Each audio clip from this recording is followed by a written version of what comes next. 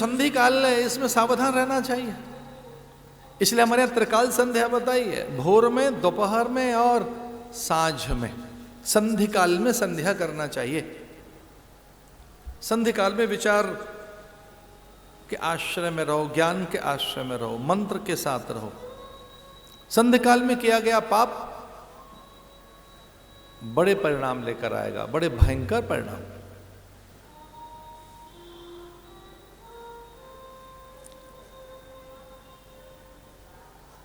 तो ये संधि काल द्वापर जा रहा है और कली आ रहा है कि ये साधु, और वो साधु ध्यानस्थ है, समाधिस्थ है, आत्मस्थ है, वो निर्विकल्प अवस्था में बैठे हैं। उन्हें देह गेह का कोई बोध ही नहीं था, वो परम तत्व में लीन थे। उनको ये ज्ञान भी नहीं था कि कोई देह भी है मेरी। सशक्त विचार के साथ मन खुद बैठ जाता है, और बड़ी सामान्य साधना है ये। एक अच्छा विचार, सुंदर विचार, दिव्य विचार, पवित्र विचार पैदा करो। तन्मे मना शिव संकल्प मस्तु, एक बड़ा संकल्प पैदा करो तो छोटे छोटे विकल्प धराशायी हो जाएंगे। एक सुंदर विचार पैदा करो तो सामान्य विचार धराशायी हो जाएंगे, और विचार फिर पंख लगाकर आपको ले उड़ेगा ऊपर। बड़े विचार, जितने अधिक आप सकारात्मक होंगे, जितने अधिक विधेयक होंगे आप, उतना ही अधिक माधुर्य आपके आसपास प्रकट होगा। जिसे पता ही नहीं था कि देह गेह है कहाँ, मन मिट गया, बुद्धि वहां थी नहीं, वो आनंद राज्य में थे, और मरा हुआ सर्प एक गले में डाल दिया उनके राजा ने।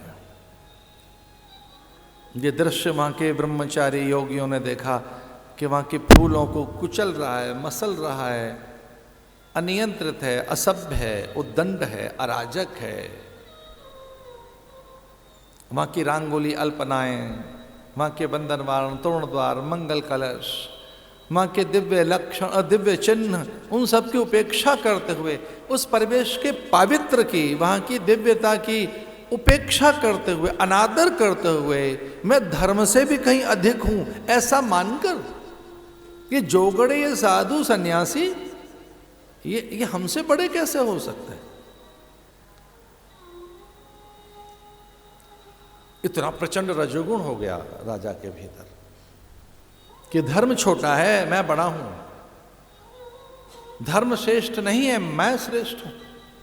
ऐसा जानकर अनादर कर दिया साधु का, अपमान किया। और हमारी संस्कृति में धर्म श्रेष्ठ है।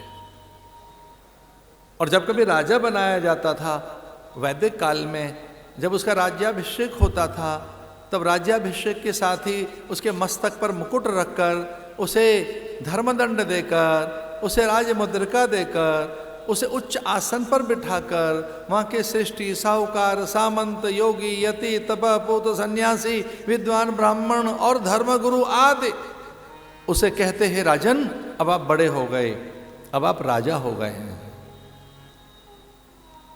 अब आप सर्वसमर्थ हैं, सर्वाधिकारी हैं, सर्वराकार हैं, अब सबसे बड़े आप हैं, अब आपसे बड़ा कोई नहीं है, इस प्रजा का पालन कीजिए। तब राजा माथे पर मुकुट पहनकर और सिंहासन पर बैठकर फिर एक पल के बाद खड़ा होता था और वो कहता था, क्या मैं सर्वतंत्र स्वतंत्र हूं? क्या मैं सबसे बड़ा हूं? तो सब कहते हां, अब आपको दंड देने का अधिकार है, न्याय करने का अधिकार है, अब इस लौकिक जगत में आपसे बड़ी कोई सत्ता नहीं है। तो फिर राजा पूछता था कि मैं सबको दंड दूंगा, मैं न्याय करूंगा, तो इसका अर्थ हो मुझे कोई दंड नहीं दे सकता। अब मैं बड़ा हो गया ना, अब तो मुझे कोई दंड नहीं दे सकता। अच्छा हुआ मैं सर्वतंत्र स्वतंत्र हो गया, अब मुझे कोई दंड नहीं दे सकता। और तब उस समय के साधु संत, सत्पुरुष, ज्ञानी, योगी, तपः, पूत, वीतराग, तत्वदर्शी महापुरुष खड़े होते।